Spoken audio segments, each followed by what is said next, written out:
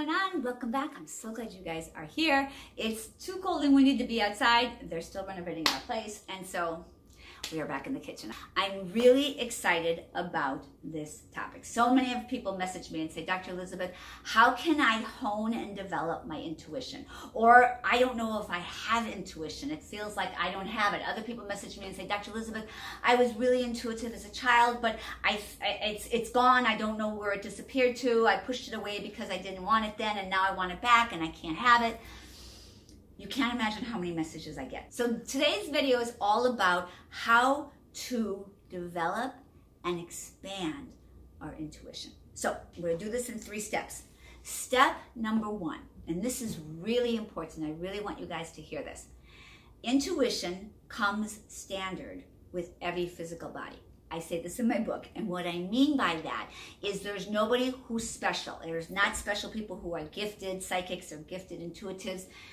Everybody has the gift of intuition. It comes, it's like a bicep muscle. It comes standard with our physical body, but like a bicep muscle, it has to be developed. And most people don't even know where to begin to develop. First of all, find their intuition and then develop their intuition. So that's what we're talking about today. So my first point is I really want you to recognize and accept. So not just recognize, but really accept. Yes, I have intuition and I have the capacity to find... Okay. I have a friend, Dr. Michelle Miche, I love her, Dr. Michelle. And she always says the phrase, sneezing on the truth. So, this is honest to God truth. Excuse me. Okay, so we all have the ability to discover our intuition and greatly expand our intuition. I really want you guys to know that. Tip number 2. There are so many people who came into this lifetime with their intuition really heightened and turned on. And if you are one of those people, you know what I'm talking about. You knew things were going to happen before they happened, or you had this deep connection, or you had this inner, this inner guidance. That intuition was really turned on, and you had great access to it. But what happened is, for several reasons, there's usually 3 reasons why people either consciously turn it off or subconsciously turn it off. One is because they feel ostracized for it. I really had this. I had been highly intuitive, and really, my intuition was really turned on from the moment I was born. And I was really teased growing up for being intuitive and having like the capacity and awareness of my intuition, being able to verbalize my intuition, talk about it, use it, and be open about it. I was made fun of so much by people for that. Now, thank God, I was like, you all don't know. This is a gift. I don't care if you're making fun of me. Of course, it hurt. I was a little kid and I felt really ostracized, but I had the capacity to say, no, this is more important. I don't care what you say. Make fun of me, make me feel isolated and alone, but I'm not giving up this depth of spirit and intuition that I know is important.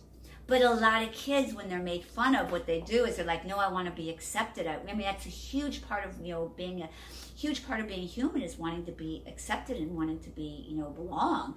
And so a lot of times kids are teased for that, and then they push it down, either consciously or subconsciously. Number 2, the intuition was turned on in somebody and they knew something was going to happen before it happened, and it ended up being a bad thing. It could have been the death of somebody. It could have been a disastrous situation. It could have been something as simple as you knew something that wasn't great was going to happen, and it happened. And what happens, especially with kids and little kids' minds, they think that they caused that because they knew what happened beforehand. They think, oh, I caused that, and it traumatizes them a lot. And then what they do is they go, I can't deal with that. And they shove it down, and they are like, and they choose to turn it off. And number 3, the third reason why most people decide to turn off their intuition, either consciously or subconsciously, is because they have such a heightened intuition that they can sense what's going around them. They can sense other people thinking about them or talking about them, or they just get a sense of their surroundings, and it feels so bad that they're like, I can't handle this. I can't be in the world so connected in this way to people who are not kind, not compassionate. They don't like the things that they're hearing, that their intuition is hearing and sensing. And I know a lot, especially men, I don't know if it's more of a man thing or if it's just that the men in my life who are highly intuitive have told me that's why they've turned it off. They just couldn't deal, because being a man in the world, you know, everybody wants to be strong and powerful, but our society really pushes for men, don't cry, buck up, be a big boy, be strong. And so having to deal with something that feels so scary out in the world like that, they push it down. And of course, I know a lot of women this happened to as well. So those are the three main reasons why people who are in touch with their intuition when they're young turn it off. So what ends up happening is they're like, oh, hell no, I can't deal with this. And then they push it down. And then as they get older and they start waking back up to their intuition, to their spirituality, to their, you know, whole life's purpose and path, they're like, oh wow, I was really intuitive when I was younger. I wish I had that back. I wish I hadn't thrown it away. Because a lot of people will think because they pushed it down inside of them, they actually threw it away, as if they had the chance for it before and now they don't. That's not the case at all. I promise you. It's there, we just have to wake it up. So the third point of our video is, how do we now wake it up? Number one way to wake up your intuition and reconnect with your intuition, literally it's this simple. It's being willing to do so. As you guys know, I coach people and I work with people, and I work with people in helping clear energy and connecting them to their intuition. Because here's the thing, when we're connected to our intuition and when we clear energy that doesn't belong to us and the blocks that are keeping us from what we want, we have an extraordinary life. We have massive amounts of energy. We're able to create. We're able to have the best life possible by doing that. And that's what's happening with my private clients. And I'm thrilled. I'm watching them create miracle after miracle. They're waking up and they're getting more in tune with their path and their purpose, and it's easier for them to create what they want. And I love this. So if you guys work with me privately, I'm just going to say right now, because a lot of you guys do follow me here, I'm so proud of each and every one of you, my beautiful private clients. So proud of you. You're doing amazing, and I'm absolutely thrilled to be working with you. And the reason why this is so important is because it's a way for us to reconnect with our authentic self, and a way for us to have more of our own essence in our space. What I mean by that, so basically, as we grow up, because we are in, I think I've shared this with you guys before, a child from the time they're in the mother's womb in vitro till around between 6 and 8 years of age, they are in a constant theta brainwave state. What that means is that anything that child is told, whether it's good, like you're amazing, you're brilliant, you're creative, you can do whatever you want in life, you're beautiful, or unfortunately, which is mostly the case, they say you can't, or you have like, you're ugly, you're bad, you're stupid, you can't, who do you think you are, you're not. And so it develops these blocks sitting in our subconscious. So what ends up happening is when we go to do something, we come up against that block. And we can't, no matter what our conscious brain, which is only 5%, wants us to create, like you're saying, I want a relationship, I want money, I want to be happy, I want all these things. When you come up against those subconscious programs, you can't bust through them. So in our work together, what we do is go in and clear those blocks, and now you have massive freedom. Also in the work I do with my clients, both in group and private, I help them and teach them how to tap into their intuition so they have greater access to their own creative powers in their life.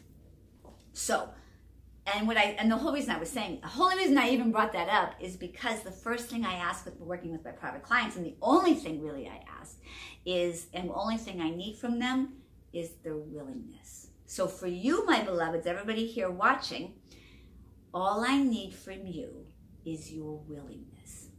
The next thing, once you're willing and you say, okay, especially if you've pushed it aside in the past, I'm willing to reawaken, to my intuition. Once you can say that, the next thing we do is we start doing that. And a wonderful way to do that is by getting still in your life and going into some form of meditation. In my videos, I talk about all different kinds of meditation. There are moving meditations. If you don't already, go follow me on Instagram. I'm going to put my little Instagram right here. In my daily stories, I do daily vlogs, and I talk about the ways I meditate. It's one of the things that I do. And so if you can begin to take on some of these forms of meditation, simple, just by stopping and taking a breath, you can begin to connect with yourself and your inner guidance and your intuition. Okay, I need to take a breath myself. Like, what's my next thing I want to tell them? Okay. All right. So those are the ways so just to recap so far. One, remember, we all have intuition. There's nobody special. Everybody has it. It comes standard with every single body. Number two, there are lots of reasons, traumatic reasons, and just, challenging reasons why people push it down. But if we've pushed it down, you haven't thrown it away. You have access to bring it back. And the best ways, number three, the best ways to bring it back are your willingness to do so and your willingness to begin to get quiet and still in your life and do some meditation. Either moving meditations like walking on the treadmill, holding on and closing your eyes and just beginning to connect with your inner guidance, and also by just sitting still. I also have a meditation. It's a complimentary meditation on my website. You can go and grab that and start there. Everybody messages me. Everybody who's done that says, oh my God, Dr. Elizabeth, that was so helpful. Now, if you want to take it a step further, I am starting a group coaching program. We're going to start in December. I'm going to do like the introduction part in December, and then we're going to do the whole thing in January. Because I feel like I really want to get a jump before the holidays, gather everybody together. So if you've ever wanted to work with me, if you are ready to take your life to the next level, if you want to have more of your dreams fulfilled, if you've been struggling either with money, with weight, with relationships, with anything that you want to manifest in your life and you haven't been able to manifest it on your own, come into the group coaching program. Or of course, you can coach with me privately. Privately, we just get there faster because obviously it's one-on-one time with me. All the focus is on you and you alone, and we're able to clear just your particular things and move, and there you go. And the group coaching program is still amazing. We still get miraculous and amazing results. You can start with the group coaching program, start making yourself more money, and then come and work with me privately. However your soul is called to do that is absolutely perfect. So I'm going to put my email right here. If you're interested, message me, either DM me on Instagram or message me here, and I would be honored and thrilled and delighted to work with whoever's. You'll feel it in your soul. It's going to feel like a call. Like, it's so funny because with my private clients, every single time their soul's like, okay, I have to work with Dr. Elizabeth. It's like a pull, it's a calling. And every single time they do it, they're so happy that they did. And so that's what I share that with you because it's going to feel like, oh, like a call. Like you're inspired to do it. You're excited to do it. It's like, oh, I really want. So if that you're feeling like that, listen to it. It's your soul. It's your that's your intuition speaking to you and guiding you to your next steps. All right, I think that's it, my beloveds. I love you. I love you all so, so much. I will say this. This is the last thing. I was thinking about saying this and I just remembered now. It's a privilege for me to do this work with people. And I'm speaking about it more because before I was kind of hiding and not really talking about it. But I realize in the work I'm doing with people now, it's massively changing their lives for the better across the board with everybody. And I feel like this is a gift and a skill and a talent that I have that is meant to be shared with as many people as possible to make their lives the most extraordinary they can be. So that's why I'm talking about it more. That's why I'm sharing it more. That's why I'm offering this. That's why I'm moving forward with the group coaching program as well as privates. And yeah, it's like an honor for me to take what I have been given to do and put it out in the world to help each one of you have the best life possible. All right, I love you guys, and I will see you next week. Mwah. Ciao.